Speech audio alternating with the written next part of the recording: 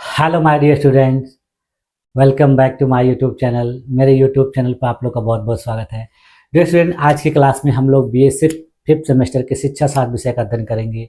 और fifth semester में मैं आप लोगों को जो पहला पेपर अध्ययन करा रहा था, पहले पेपर में मैंने आप लोगों को देखिए पहले यूनिट, दूसरे यूनिट और तीसरे यूनिट के जितने भी बातें थी उनका पूरी तरह से अध्ययन करा दिया है। पहले और दूसरे यूनिट का मैंने देखिए आप लोग को क्वेश्चंस भी करवा दिया है।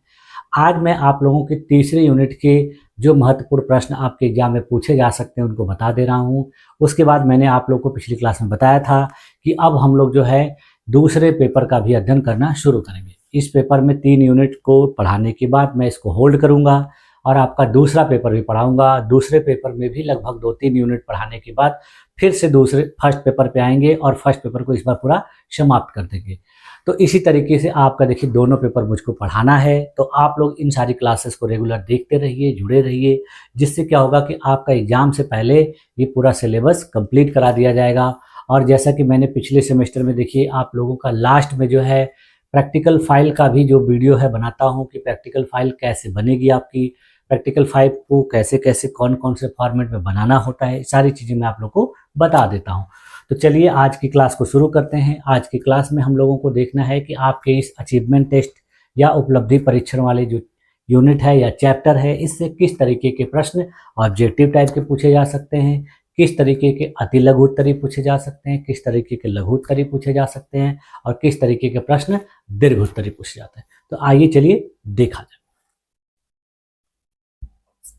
आइए शुरू करते हैं। देखिए आज हम लोग को क्या देखना है, बीए फिफ्थ सेमेस्टर का शिक्षा शास्त्र विषय हम लोग पढ़ रहे हैं। और फिफ्थ सेमेस्टर में मैं आज आप लोगों को इस चैप्टर से, इस यूनिट से रिलेटेड जो महत्वपूर्ण बहुविकल्पी प्रश्न, ऑब्जेक्टिव टाइप प्रश्न या आप इसको कह सकते हैं एमसीक्यू टाइप टेस्ट है, उसको पूछूंगा और उसका फिर आप लोगों को उसका आंसर भी हल कराऊंगा। लेकिन इस क्लास को शुरू करने से पहले एक छोटी सी चीज़ मैं आप लोग को और बता दे रहा हूँ कि पिछली क्लास में मैंने एक चीज़ जो है थोड़ा मिस कर दिया था, भूल गया था, तो उसको आप लोग को बता दे रहा हूँ। जैसे देखिए हम लोगों ने एक अच्छे टेस्ट की विशेषताओं के बारे में पढ़ा था कि अच्छे टेस्ट की क्या विशेषताएं होती, तो उस अच्छे टेस्ट की हम लोगों ने 9-10 विशेषताओं को पढ़ा था। तो उन 9-10 विशेषताओं को देखिए कभी कभी आप लोगों से अलग अलग भागों में बांट के भी पूछ सकता है। तो उन विशेषताओं को देखिए हम लोग 2 भागों में बांट कर देख सकते हैं, तकनीकी विशेषताएं और व्यवहारिक विशेषताएं। तो अलग अलग पूछने पर भी आप लोग इसका आसानी से जवाब दे सकते हैं। तो तकनीकी विशेषताओं में देखिए कौन कौन सी विशेषताएं होती हैं, मानकीकरण होता है, विश्वसनीयता होती है, वस्तुनिष्ठता होती है, वैधता होती है, विभेदकारिता होती है, मानक होता है और विशिष्टता। इन सारी विशेषताओं के बारे में हम लोगों ने ऊपर पढ़ा है डिटेल में, लेकिन कौन किसके अंतर्गत आती है ये हम लोगों ने नहीं देखा था। तो ये मैं आज आप लोग को बता दे रहा हूँ कि देखिए तकनीकी विशेषताओं में ये इस प्रकार की जो विशेषताएं ये तकनीकी विशेषताओं में आती हैं। बाकी जो व्यवहारिक विशेषताएं होती हैं उसमें देखिए सबसे पहला उद्देश्य पूर्णता होना चाहिए, व्यापक होना चाहिए, मितव्ययी होना चाहिए। मितव्ययी का मतलब होता है कम खर्चीला, कम पैसा लगे, उपयोगी होना चाहिए, ग्राह्य होना चाहिए, एक्सेप्टेबल होना चाहिए, सुगम होना चाहिए, प्रतिनिधित्वता होनी चाहिए, भाषा सरल होनी चाहिए और यह सक्षम होना चाहिए। तो इस तरीके से इस जो उपलब्धि परीक्षण की विशेषताएं होती हैं या गुड टेस्ट की जो विशेषताएं होती हैं उनको हम लोग इस तरीके से 2 भागों में बांटकर, ठीक यानी एक अच्छे परीक्षण की विशेषताओं को इस तरीके से हम लोग देख सकते हैं। ठीक है, अब चलिए शुरू करते हैं आपका क्वेश्चन। देखिए पहला प्रश्न देखिए क्या पूछ रहा है कि निम्नलिखित में से कौन उपलब्धि परीक्षण की सीमा नहीं, यानी इसमें पूछ रहा है उपलब्धि परीक्षण की सीमा कौन सी नहीं है। तो यहाँ देखिए कौन कौन सा ऑप्शन दिया है। उपलब्धि परीक्षण में प्राप्तांक उपलब्धि का सटीक माप नहीं हो सकते हैं।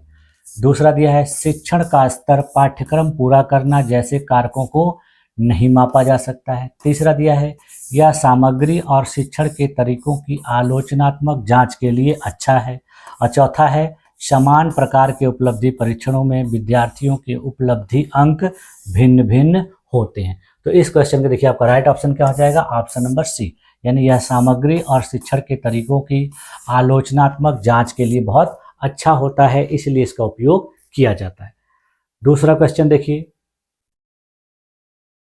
दूसरा क्वेश्चन क्या पूछ रहा है कि उत्तम परीक्षण की विशेषताओं को कितने भागों में बांटा जा सकता है। अभी थोड़ी देर पहले मैंने आप लोग को दिखाया कि जो उत्तम परीक्षण होता है उसको कितने भागों में बांटा जा सकता है। देखिए दिया 1, 2, 3, 4।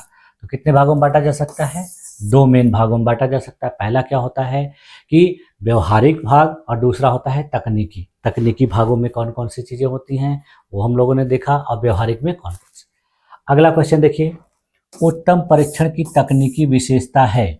अब देखिए जो तकनीकी विशेषता में देखिए अभी हम लोगों ने क्या देखा कि व्यापकता, मितव्ययी, उद्देश्यपूर्णता, ये व्यवहारिक विशेषता है। इसमें जो मानकीकरण है ये आपका देखिए क्या है, तकनीकी विशेषता है। तो यानी इस क्वेश्चन का आपका राइट ऑप्शन क्या हो जाएगा? सी। इस क्वेश्चन का देखिए आपका राइट ऑप्शन क्या था? बी। और पहले क्वेश्चन का आपका राइट ऑप्शन क्या था? Option number C. ठीक है, अब देखिए अगला क्वेश्चन है, उत्तम परीक्षण की व्यवहारिक विशेषता है। अब देखिए इसमें यहाँ पूछा था तकनीकी विशेषता के बारे में, अब यहाँ पूछ रहा आपसे व्यवहारिक विशेषता में। तो देखिए प्रतिनिधित्वता जो है इसकी व्यवहारिक विशेषता है, बाकी वैधता, विभेदकारिता, विशिष्टता जो है इसकी तकनीकी विशेषता। ठीक है, तो इस क्वेश्चन का देखिए आपका राइट ऑप्शन क्या हो जाएगा? Option number A. देखिए नेक्स्ट क्वेश्चन क्या पूछ रहा है कि फलांकन के आधार पर परीक्षणों के प्रकार हैं, यानी फलांकन के आधार पर जो परीक्षण होता है वो कितने प्रकार का होता है। तो यहाँ पहला ऑप्शन दिया है मानकीकृत तथा अमानकीकृत, दूसरा दिया है व्यक्तिगत तथा सामूहिक, तीसरा दिया है गति परीक्षण तथा शक्ति परीक्षण, और चौथा दिया है आत्मनिष्ठ तथा वस्तुनिष्ठ। तो देखिए फलांकन के आधार पर जो परीक्षण होते हैं, जो टेस्ट होते हैं, दो प्रकार के होते हैं, एक होता है सब्जेक्टिव और दूसरा होता है ऑब्जेक्टिव। तो इस क्वेश्चन का देखिए आपका राइट ऑप्शन क्या हो जाएगा? Option number D. ठीक है, देखिए अगला क्वेश्चन पूछ रहा है कि आत्मनिष्ठ परीक्षण आधारित होते हैं, यानी जो टेस्ट अपने से खुद पर आप आधारित होता है। आत्मनिष्ठ का मतलब होता है सब्जेक्टिव टेस्ट, ठीक है, और व्यक्तिनिष्ठ का मतलब क्या होता है? वस्तुनिष्ठ।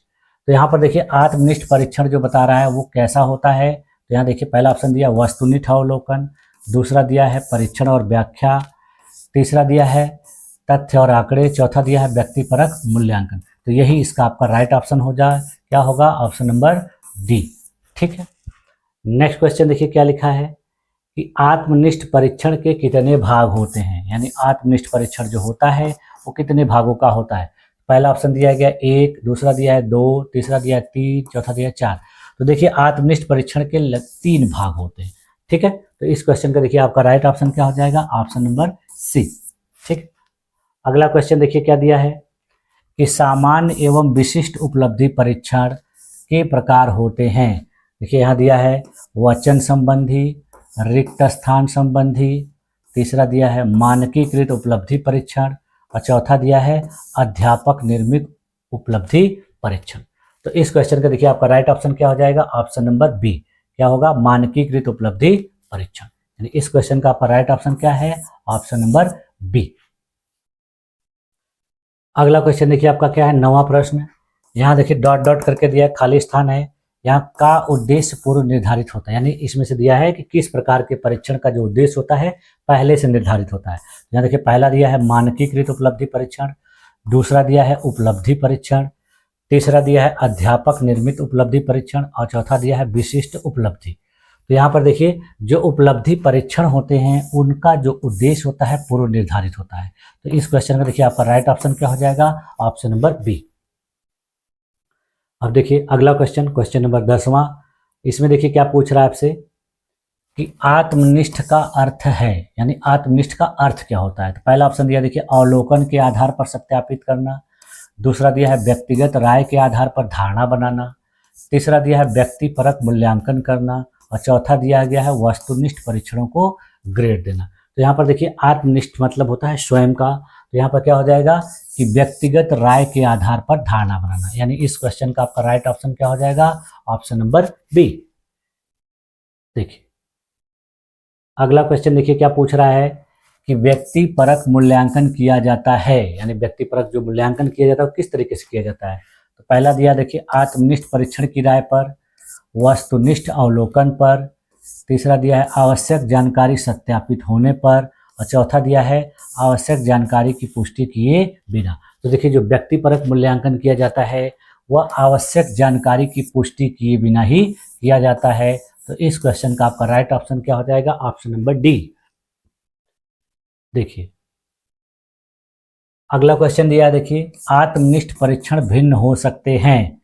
पहला ऑप्शन दिया गया है वस्तुनिष्ठ परीक्षण के आधार पर, दूसरा दिया है गणित और विज्ञान के वस्तुनिष्ठ परीक्षण के आधार पर, तीसरा दिया है अलग अलग ग्रेडिंग के आधार पर, और चौथा दिया गया है व्यक्तिगत अनुभव के आधार पर। तो देखिए आत्मनिष्ठ परीक्षण जो भिन्न हो सकता है किसके आधार पर होता है, अलग अलग ग्रेडिंग के आधार पर। तो इस क्वेश्चन का आपका राइट ऑप्शन क्या हो जाएगा, ऑप्शन नंबर सी।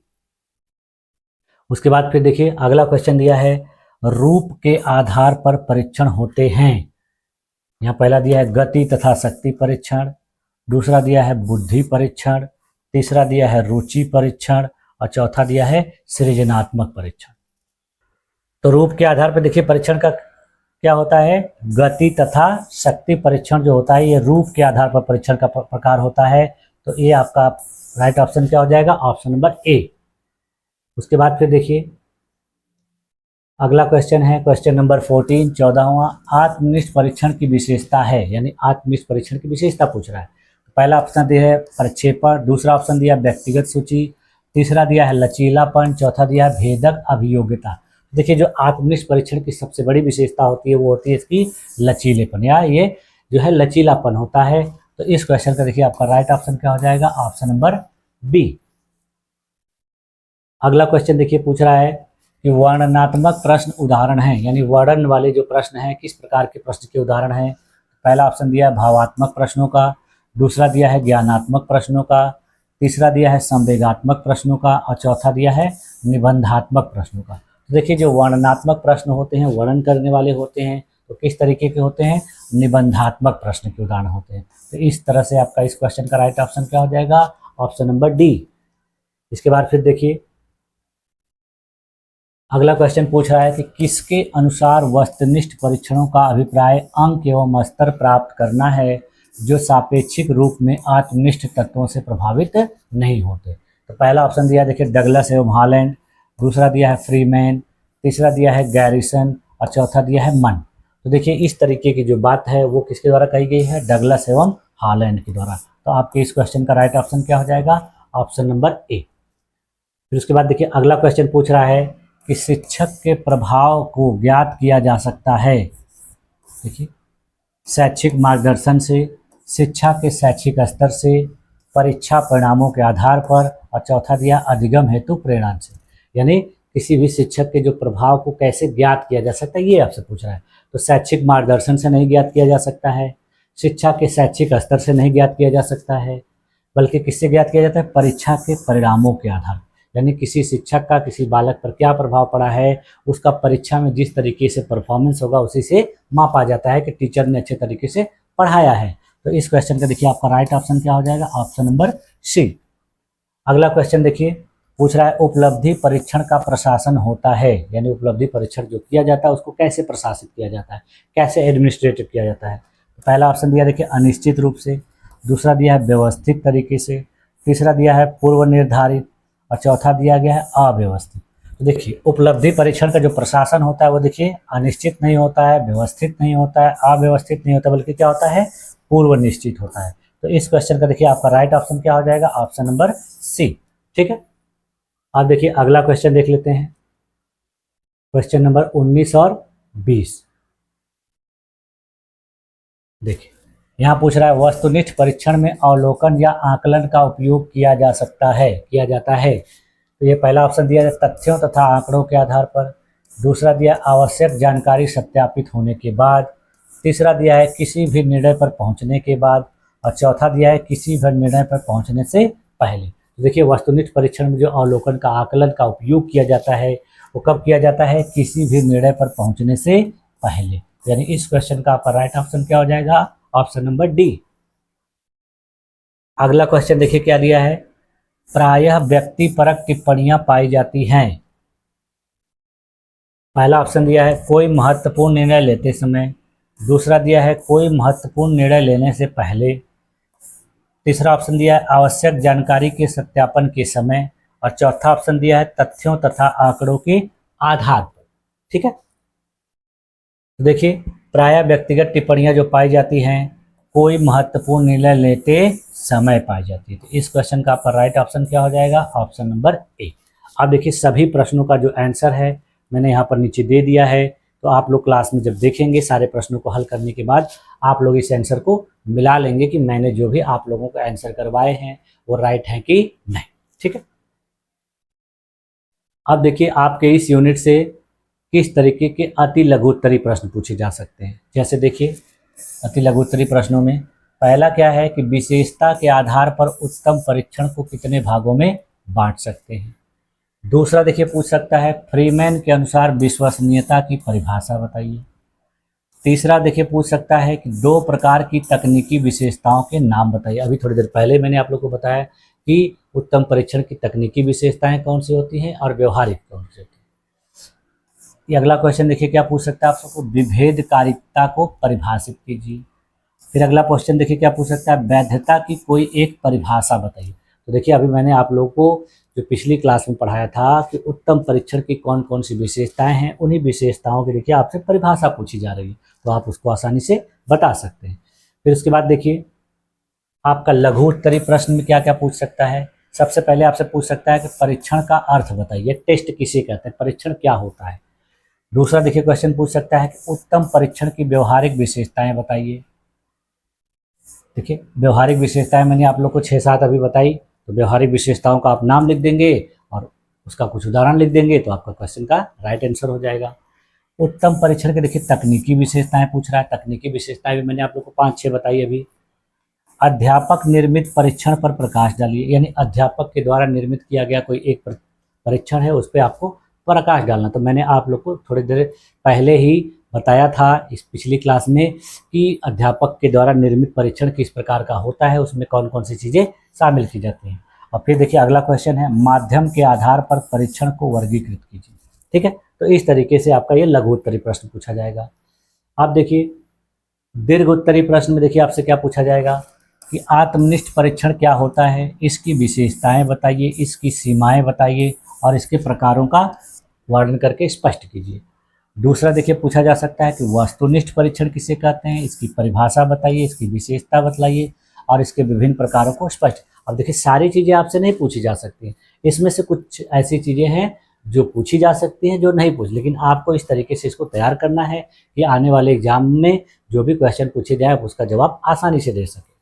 इसके बाद फिर देखिए अगला है उपलब्धि परीक्षण का अर्थ क्या है, इसकी परिभाषा क्या है, इसकी विशेषताएं क्या हैं और इसके उद्देश्यों को आपको स्पष्ट करना है। इसके बाद फिर देखिए उपलब्धि परीक्षण का प्रारूप क्या होता है, इसका क्या महत्व होता है, इसकी क्या सीमाएं होती हैं, ये आपको लिखना है। और लास्ट में देखिए एक प्रश्न आपसे पूछ सकता है कि उत्तम परीक्षण की विशेषताओं को सविस्तार एक लेख लिखना है। तो आपको 2 भागों में बांटकर लिख सकते हैं, चाहे एक साथ 10 उत्तम परीक्षण की विशेषताओं को लिख देंगे तो आपको पूरा नंबर मिल जाए।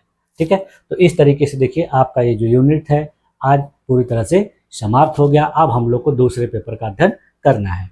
ठीक है, तो मुझे उम्मीद है कि आप लोगों की सारी चीज़ें अच्छे तरीके से समझ में आ गई होंगी। यदि आप लोगों को किसी भी प्रकार का कोई डाउट रहा करे तो आप लोग कमेंट करके मुझसे पूछ सकते हैं, मैं आप लोगों को जवाब देने का प्रयास करूंगा और आप लोगों को सही से जवाब उपलब्ध कराऊंगा जिससे आपके डाउट क्लियर हो जाए। ठीक है, तो आप लोगों ने इस क्लास को इतनी देर तक इतने धैर्यपूर्वक देखा और अपने आप को इस वीडियो में बनाए रखा, इसके लिए आप लोग का बहुत बहुत धन्यवाद। मिलते हैं नेक्स्ट क्लास में, तब तक के लिए थैंक यू।